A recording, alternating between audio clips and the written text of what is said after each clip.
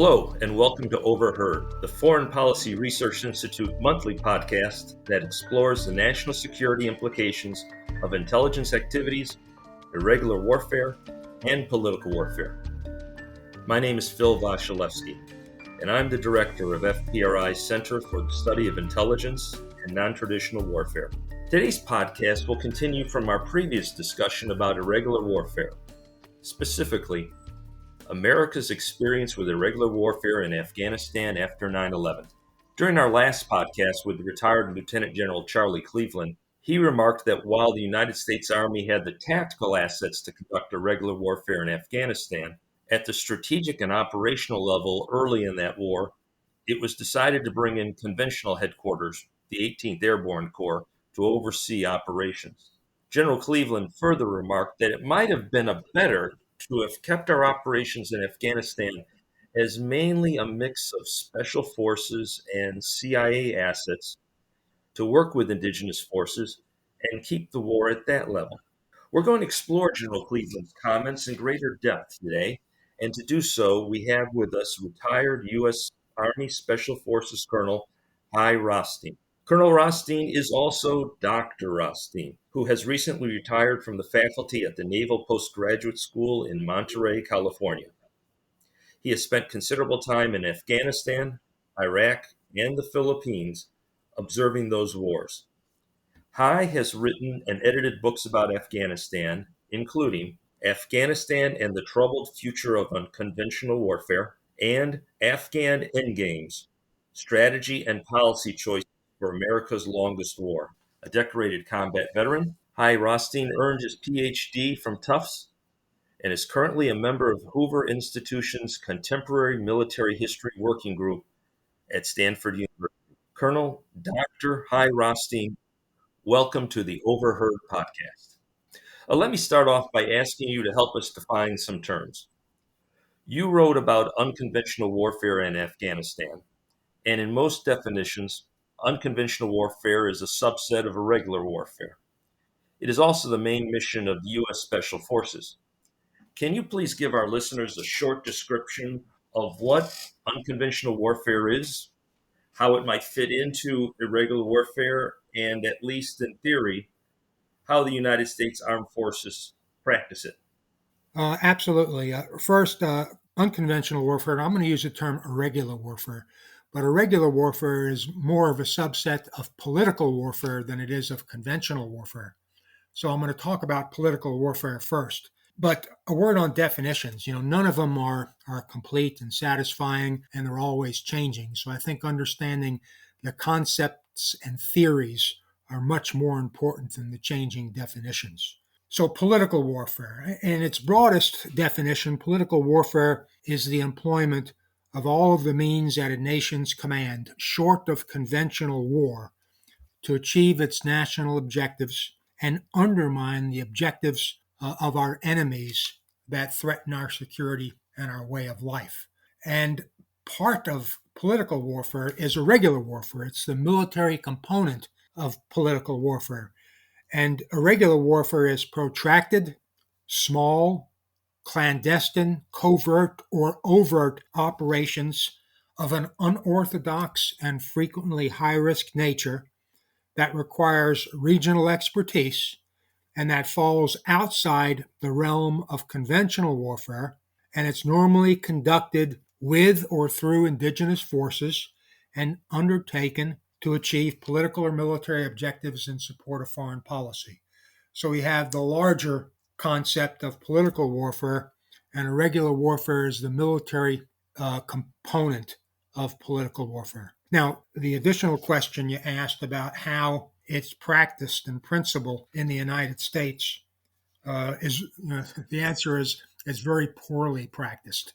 Well, the reason why it's poorly practiced is, I think the best explanation is by the late great Colin Gray, probably one of the foremost strategists of our time. He passed recently, but he said that American public, strategic, and military cultures are just not friendly to the methods and means of waging irregular warfare. The way the United States wages war the American way of war, if you will, in a way that reflects our own society. And that's industrialized, very wealthy, with the capability of fighting wars using mass and attrition as opposed to finesse and being more precise in our targeting. So I think it's just inconsistent with the American way of war, and that's why we don't do it very well. Additionally, at a national level, there's no real conversion mechanism to exercise irregular warfare or political warfare, for that matter. We know how to exercise statecraft in a very conventional way, and the Defense Department knows how to convert military power to deal with specific conventional threats, but they can't do that for irregular threats. In April of 2006, which is relatively early in the 20-year history of our war in Afghanistan, your book, Afghanistan and the Troubled Future of Unconventional Warfare, was published. Even that early in the war, what, in your opinion, went wrong with the conduct of the war that caused you to write this book, and what do you think we could have done better? Well, my thinking about that obviously has evolved a little bit since 2006, but my observation based on being there early on in the war in early 2002, I was on the ground, and what was striking was, how well the United States did early on in the campaign. I mean, in a very short period of time, the Taliban was removed from power. And the Taliban was the regime that provided sanctuary to bin Laden and Al Qaeda. By early December, every major city in Afghanistan had fallen, and the Taliban and Al Qaeda pretty much had been crushed. So this, brilliant initial success was followed by 2 decades of inept policy and strategy by both civilian and military leaders. And it's also important to note that the initial successful plan was not generated by the Defense Department, and you probably know this better than anybody. But it was generated by the CIA, a guy named Cofer Black. But it did require military forces for execution. So after this military success, DoD recovered from this success and snatched defeat from the jaws of victory through blockheaded thinking and by employing large troop formations, in my estimation, very inappropriately. So why did it fail so massively, and why did it take so long? Let me just try to explain this as simply as possible. What the United States wanted to do had a fundamental flaw in its initial strategy, and that was trying to create the type of government in Kabul that was inconsistent, with the way Afghanistan ran and what created stability in Afghanistan. So if you think about it, the coalition policies created a strong central government in Kabul that exercised the rule of law, Western style, that wanted the Taliban out, that insisted on human rights, Western style, and wanted, again, a democratic government. Now, the way Afghanistan traditionally ran was it was really a decentralized state. Governance was traditional, based on dynastic and religious sources of legitimacy. The Taliban were and are Afghans, so trying to eliminate them from the government or from society was an impossibility. So what you have is the U.S. concept, on one hand, about the way Afghanistan should be governed, and the traditional way that Afghanistan was stable. And now, again, what the United States wanted was illegitimate in the eyes of Afghan people. What created stability in Afghanistan was contrary to what the Americans and coalition wanted. So the coalition policies actually generated the insurgency that the U.S. and our coalition partners fought for almost 20 years. So everything we did to try to stabilize Afghanistan actually destabilized Afghanistan, because what we wanted was illegitimate in the eyes of the Afghan people, and everything they wanted everything that made the country stable. Again, a weak centralized state, traditional legal ways of doing business, Sharia law, for example, and dynastic and religious sources of legitimate governance. All of those things we try to do away with. And in doing away with that, again, we generated the insurgency against us. It seems to me that, in your opinion, is the main political mistake we made, which was not adapting our policy to Afghan realities. The military aspect you mentioned earlier about using large amounts of conventional forces. This is something we discussed in our last podcast with General Cleveland in his memoir of Irregular Warfare. And we discussed the so called, quote, small footprint approach towards counterinsurgency, in which only a small number of American advisors are deployed to a country to assist it in overcoming an armed revolt. Now, this was the approach used in the 1980s in El Salvador. In your opinion, could that have worked in Afghanistan, especially when you consider the differences in size between El Salvador and Afghanistan? Afghanistan is the size of Texas approximately, and Texas is 33 times the size of El Salvador. So, based on the differences in geography, size of population, could a small footprint approach, as was used in El Salvador, been a better way to deal with the insurgency in Afghanistan, or were the circumstances just too different?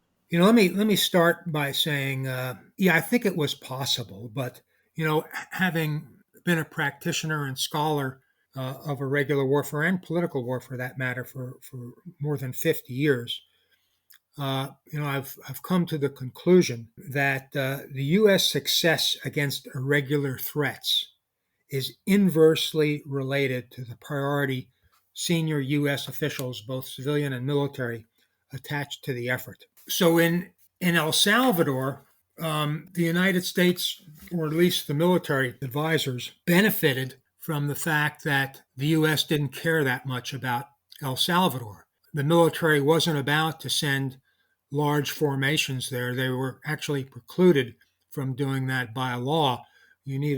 Afghanistan needs to be put in context of the Cold War and the Vietnam War, and we didn't want to get involved heavily in another country's insurgency. So the footprint in El Salvador was very small, and as a result of benign neglect by the U.S. government, the advisors there were able to come up with a bottoms-up strategy. And the only folks that really went to El Salvador, were special forces officers and NCOs. Most of them had multiple tours there. They developed trusted relationships with Salvadorian military people. They networked as a group to prepare advisors who were going into country.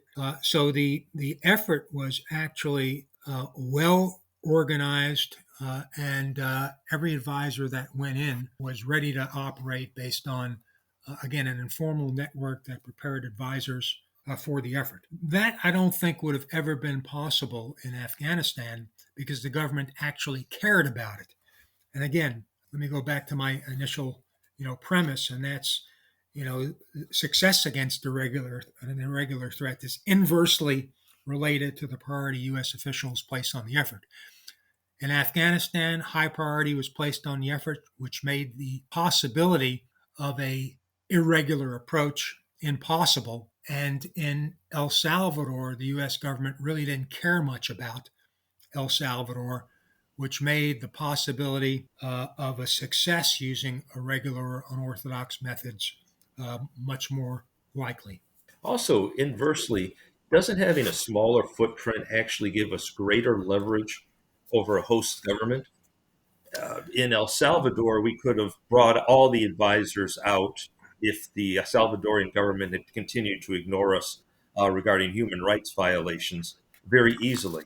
In Afghanistan, things we were trying to government to do for its own good were generally ignored because they knew that we weren't going to pull out, say, 100,000 troops or 150,000 troops, whatever our top troop level was, all at once. Do you see this as an advantage also with a small footprint? Yeah, when again, one of the advantages of political and irregular warfare is that it's benefited by reduced visibility in an international geopolitical environment. You can take people out, and for the most part, you may not even know that people, are there. Um, so that's clearly a benefit having a small footprint. And with a small footprint, you can stay a long time too. There's a timer that starts when the United States goes to war, and the larger the footprint, the faster that timer is ticking. The smaller the footprint, you have the ability for a protracted effort. Again, that's one of the benefits, I think, of political and regular warfare. You can smaller a footprint on the ground, and you can stay for a longer period of time and make adjustments as necessary. Smaller footprint also gives you smaller logistical requirements, which in the case of Afghanistan meant we would not have been so dependent on the land routes coming from Pakistan for our logistics, not to mention also the northern route from Russia. Regarding the logistical lines of communication that came through Pakistan, this is one of the reasons we never pressed the Pakistanis too hard on what was one of the greatest advantages the Taliban had during the war, and that was a sanctuary in the federally administered tribal areas in eastern Pakistan. With that sanctuary in Pakistan, could our efforts in Afghanistan ever succeeded, whether we used a small footprint, large footprint, whatever size footprint? What was the impact, in your opinion, about the Taliban sanctuary in Pakistan? Yeah, Pakistan was duplicitous, for sure in this. They didn't like the Pakistani Taliban, but they were okay with the Afghan Taliban. And earlier I mentioned that the United States and our coalition partners were pushing policies that would establish strong central government, Western type rule of law, human rights, again, Western conceptions of human rights. Pakistan wanted the exact opposite. They didn't want a strong Afghan government. They wanted a weak, government because Afghanistan had their own problems with Pakistan, and Pakistan had their own problems with Afghanistan. So American and coalition goals in Afghanistan, as misplaced as they were still inconsistent with what Pakistan actually wanted. So we were relying on a partner that had much different goals than the coalition, had. So I think that was sort of an issue. The Pakistanis did a lot to get rid of the Pakistani Taliban, but they were not doing the same for the Taliban that lived in Afghanistan. Hi, if you could turn the clock back, if we could all turn the clock back to the earlier days, how would you have set up the U.S. assistance, the military assistance, as well as the political and other forms of assistance to Afghanistan that may have put us in a better position to deal with the challenge that came with the Taliban insurgency? The first thing is, recognizing um, the way Afghan governance, works, and fixing that original sin of trying to make things, centralized and Western style. So keeping that in mind, um, the way I think I would summarize it is go local, go small, and go long. And by going local, that means that Afghan stability, I think, would depend on local political arrangements rather than control from Kabul. Going small would mean relying mostly on special forces and CIA teams, working with and through legitimate local institutions. And going long means prepared to stay for as long as necessary. Again, which would be, I think, very feasible with a small footprint. So, I mean, I think that would be it in the nutshell. And even after a period of time in Afghanistan, I think that would have been possible, but that would have required closing the large bases, stopping expensive development projects, which were just feeding corruption and not moving our agenda forward. I think we would have done well to identify young, nationalistic, legitimate Afghan leaders who would cut deals to lead that would lead to stability, rewarding good governance, Afghan style, and invest in political leaders that sought peace rather than war. decentralizing the Afghan army that we established for sure. I mean, the Afghan army was viewed as a coalition militia when it operated in the rural areas. It was not viewed as a legitimate security force. So I would have decentralized security to the local level. These are the type of things that I think would have been would have gone a long way towards stabilizing Afghanistan the Afghan way and keeping Afghanistan stable and a country that would not be hospitable to radical terrorist organizations. Hi, when you look at the U.S. defense establishment today, have we learned these lessons, or are we doomed to have to learn them again in another irregular war? I don't think we've learned anything. I really think the U.S. military still thinks that Afghanistan was lost because of incompetent security forces in that country and corruption among Afghan leaders. Now, there may have been a little bit of incompetence and corruption, but the main reason why we lost was political military arrogance and incompetence in our own senior military leaders, over 20 years. We have not recognized our own culpability in the disaster there, and I think most of that culpability again rests in the hands of the military and senior military and political leaders who were in power over the 20-year time frame that we were at war in Afghanistan. And Hy, as we draw close in our conversation, what should I have asked you about irregular warfare in general and our experience in Afghanistan specifically that I've not yet asked? I guess the question would be, how do we avoid what happened in Afghanistan? How do we actually create a viable and manageable political and irregular warfare capability? That's been elusive. We haven't been able to do that. DoD isn't really interested in irregular warfare, despite the rhetoric and even the publications and doctrine where they say they care about it, but they don't. It is a very distinct way of exercising military capabilities, and political warfare is a very distinct and unique way of exercising political capabilities. And we haven't really developed a mechanism to use those capabilities. If you think about it, the concept of the gray zone is one that people have been talking about for years. And the gray zone is this a mystical area that exists between war and peace. And for the United States, war is sort of a binary thing. We're either at war or we're at peace. Our enemies don't really have that distinction. For them, they're always in some sort of wartime, footing. You can see that with China. You can see that with Russia. But the United States tries to keep itself on the peacetime side of that continuum between war and peace. They don't like operating in the gray zone. We don't know how to operate in the gray zone.